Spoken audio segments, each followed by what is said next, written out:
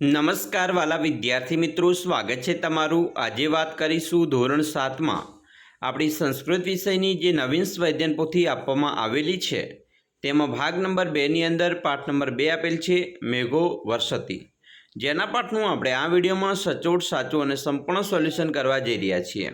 તો ચાલો વિદ્યાર્થી મિત્રો વિડીયોની શરૂઆત કરીએ।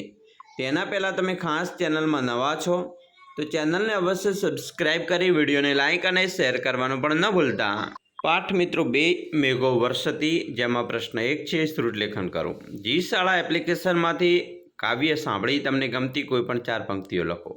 મિત્રો અહીંયા આપણે તમારી જે કાવ્ય આપેલી છે તેની 4 પંક્તિઓ લખીએ તો આ મુજબ રહેશે। મેઘો વર્ષતિ પ્રવહતિ નિરમ તુષ્યતિ કૃષ્કઃ ગચ્છતિ ગોષ્ઠમ। પ્રશ્ન 2 છે સંસ્કૃત શબ્દો લખો।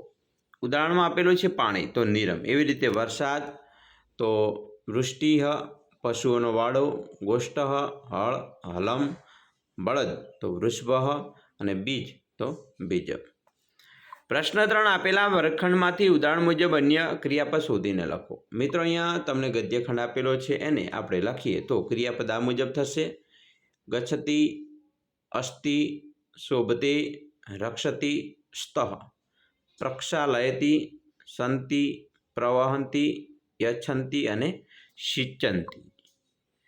એના પછી વાત કરીએ પ્રશ્ન 4, જોડકા જોડવાના છે।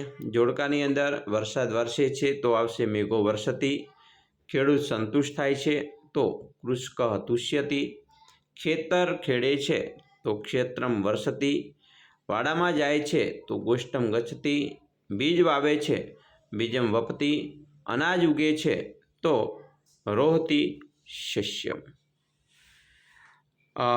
નેક્સ્ટ પ્રશ્ન 5 છે, ઉદાહરણ મુજબ વાક્ય રચના કરવાની છે અને ફરીથી લખવાનો છે। જેમ કે કૃષ્કઃ ખાલિયા વપતિ તો કૃષ્કઃ બીજમ વપતિ, એટલે મંદિરમ મિત્રો આવશે રમેશઃ મંદિરમ ગચ્છતિ, વૃક્ષઃ તો સુરેશઃ વૃક્ષમ વપતિ, જલમ તો તડાગે જલમ અસ્તિ, પશુઃ તો ભરતઃ પશુમ નયતિ, પુષ્પમ તો ઉદ્યાને પુષ્પમ રોહતિ।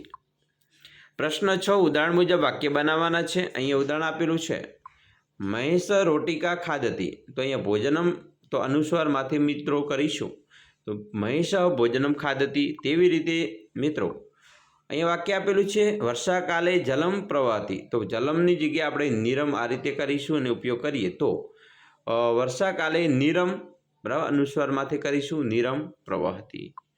2 યશ્વઃ ક્ષેત્રમ ગચ્છતિ, તો ગોષ્ઠમનો ઉપયોગ કરીશું, અહીંયા આ રીતે લખીશું યશ્વઃ ગોષ્ઠમ ગચ્છતિ।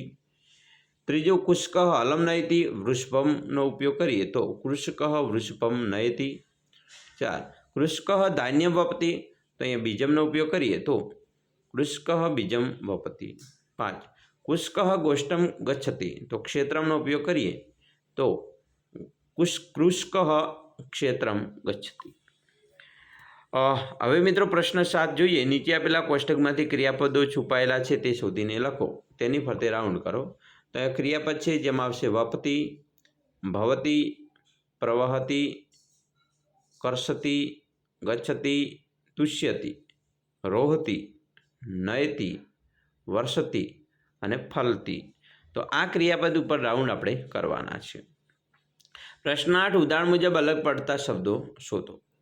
મિત્રો અહીંયા ઉદાહરણ આપેલું છે જેમ કે મેષઃ, કૃષકઃ અને ગોષ્ઠમ તુષ્યથી છે અલગ પડે છે, તેવી રીતે અહીંયા વૃષભઃ, નિરમ અને જલમ જ્યારે વહતી અલગ છે, બીજામાં મેઘઃ અલગ છે, ત્રીજામાં વપતિ અલગ છે, ચોથામાં કૃષકઃ અલગ છે અને પાંચમામાં ખાદતી અલગ શબ્દ પડે છે। પ્રશ્ન મિત્રો 9 તમને ગમતો કોઈ પણ એક શ્લોક લખો। મિત્રો દરેકને મોઢે શ્લોક હશે ગુરુ બ્રહ્માવાળો, તો એ લખી શકીએ કે ગુરુ બ્રહ્મા ગુરુ વિષ્ણુ ગુરુદેવ મહેશ્વર ગુરુ સાક્ષાત પરબ્રહ્મ તસ્મૈ શ્રી ગુરુર્વે નમઃ। તો આવી રીતે મિત્રો તમે શ્લોક પણ એક કોઈ પણ લખી શકો છો। આશા રાખીએ છીએ તમને આપણો આ વિડીયો ખૂબ જ ઉપયોગી નીવડશે અને ખાસ મિત્રો વિડીયો ગમે હોય તો લાઇક, શેર અને સબસ્ક્રાઈબ કરવાનું પણ ન ભૂલતા।